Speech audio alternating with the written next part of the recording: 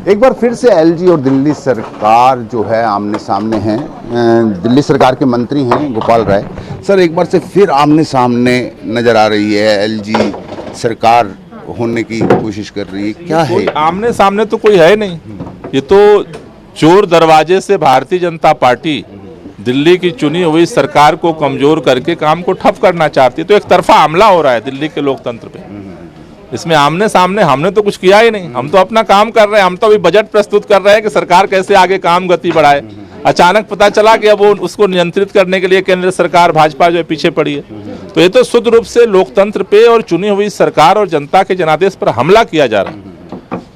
Budget में अभी जिस तरीके से राष्ट्रपति बजट पेश किया गया, उसमें काफ़ी सारे काम जो थे वो अब दिल्ली सरकार ने करने थे, तो क्या वो किस तरीके से पूरे हो पाएंगे? नहीं, अब नया बिल अगर पास हो जाता है तो उसके अनुसार तो फिर सारा कुछ जो है अब सारा पावर एलजी को दिया जा रहा है। तो फिर तो उस चुनी हुई सरकार का, उस सदन का कितना महत्व बचेगा ये तो कहना मुश्किल है। अच्छा, जो पुराने फैसले दिल्ली सरकार ने लिए हुए थे, तो जब से कल से ये खबर चली है तो दिल्ली की जनता में एक अफरा तफरी का माहौल है। उन्हें ऐसा लग रहा है जैसे पानी बिजली के मुद्दे, शायद जो हमें फ़ायदा मिल रहा था, महिलाओं को बसों में फ़ायदा मिल रहा था, शायद वो अब ख़त्म हो जाएगा।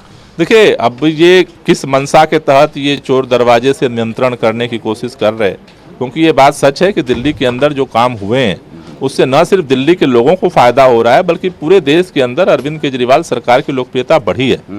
तो अब उसको किस तरह से ये करना चाहते हैं ये तो भविष्य में पता चलेगा, लेकिन इतना आसान नहीं है। हम जनता के साथ मिल करके अगर जनहित के कार्य को अगर ये रोकने की कोशिश करेंगे तो लड़ाई होगी, संघर्ष होगा, आवाज उठेगी।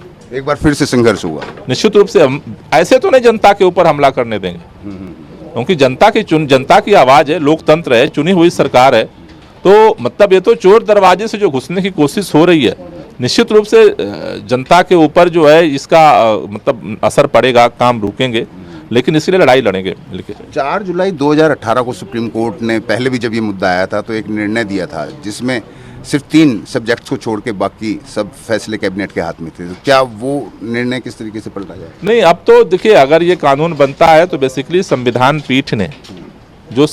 पीठ ने जो है इस पर यह निर्णय दिया था और यही विवाद था, उसी को लेकर के हम लोग सुप्रीम कोर्ट गए थे और सुप्रीम कोर्ट ने निर्णय दिया था कि भाई 3 सब्जेक्ट, लैंड, पुलिस और पब्लिक ऑर्डर, ये 3 चीज़ों के लिए एलजी जिम्मेदार होंगे और बाकी जो फैसले हैं वो चुनी सरकार की कैबिनेट करेगी। और उसी के आधार पर दिल्ली के अंदर काम अभी तक चल रहा था, लेकिन उसी से मेरे ख्याल से अब उसी को पलटने की तैयारी केंद्र सरकार ने इस बिल के माध्यम से किया है। तो कुल मिला के आम आदमी पार्टी का साफ कहना है कि जिस तरीके के फैसले अब तक दिल्ली सरकार लेती आ रही है, उनको पलटने का काम, एक बार केंद्र सरकार पलटने का काम करने की कोशिश कर रही है, लेकिन आम आदमी पार्टी का साथ साथ ये भी कहना है कि इतना आसान नहीं है, इतनी आसानी से नहीं होने देंगे, चाहे हमें जनता के लिए एक बार फिर से संघर्ष करना पड़े और सड़कों पर उतरना पड़े।